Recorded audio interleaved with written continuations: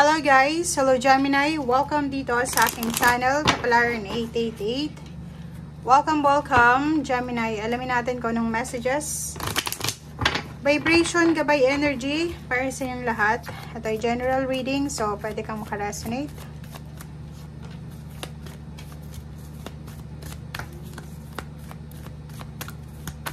Gemini.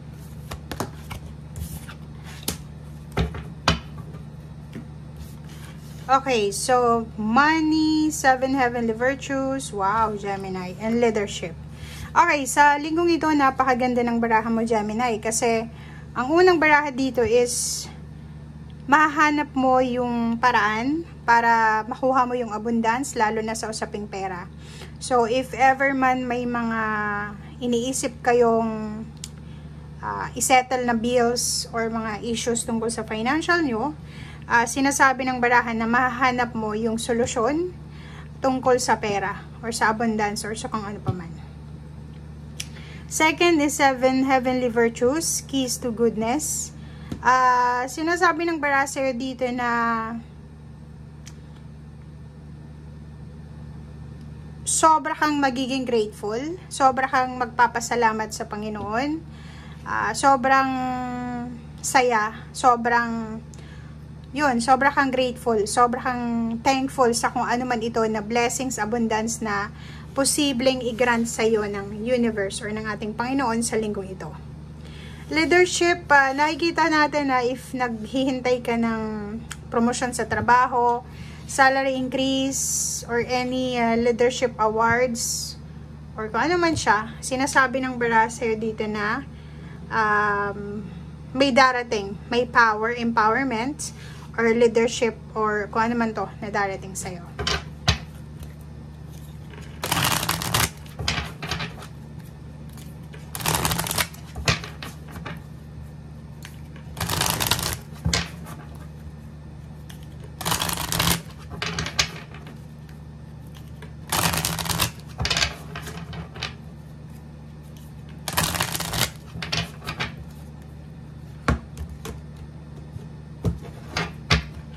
Okay, Gemini. Next card is Journey by Moonlight.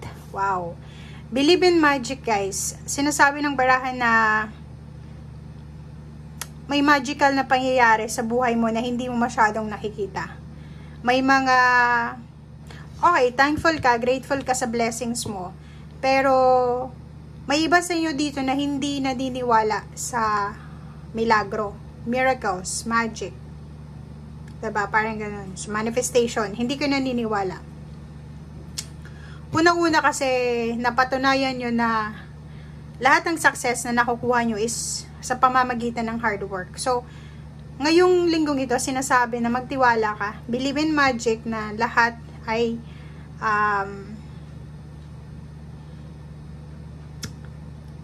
lahat ng kailangan mo ay ipoprovide sa'yo ng universe through magic. Parang ganun. Faraway places, Gemini. Nakikita natin dito na sinasabi ng baraha sa'yo, ihanda mo daw ang sarili mo para sa mga bagong opportunities, or ihanda mo ang sarili mo para sa mga pagbabago, like work, relationship, travel, change of address, change of zip code, or kano pa man.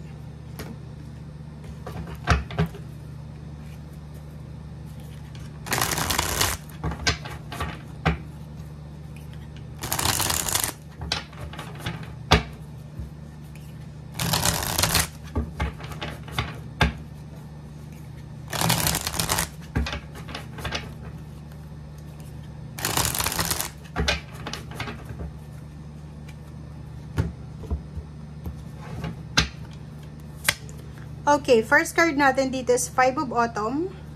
Yun, Gemini, if ever man may mga taong gustong humingi ng tulong sa'yo, or ikaw yung may kailangan ng tulong, make sure na mag-reach out tayo. Okay?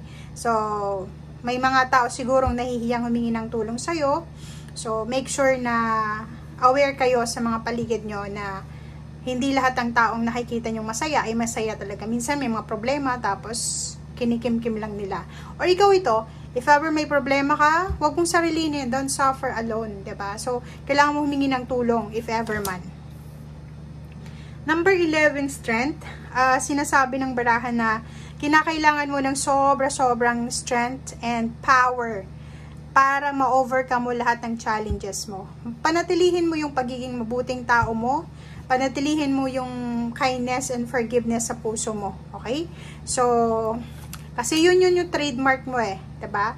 Number 5, balance. Sinasabi ng baraha na wag nating masyadong i-judge ang sarili natin sa linggong ito. Wag din tayong maging judgmental sa ibang tao. And take everyone's input into consideration. Yung mga opinions ng mga tao sa paligid natin, pakinggan din natin yon. Okay? Tingnan natin yung point of view ng bawat isa. If may mga nag-aaway sa paligid, wag tayong masyadong kakampi sa kung sino lang ang gusto nating kampihan. Okay, 10 of winter. May solusyon, may posibleng solusyon or resolution sa mga paghihirap or difficulties na pwede mong pagdaanan or pinagdadaanan.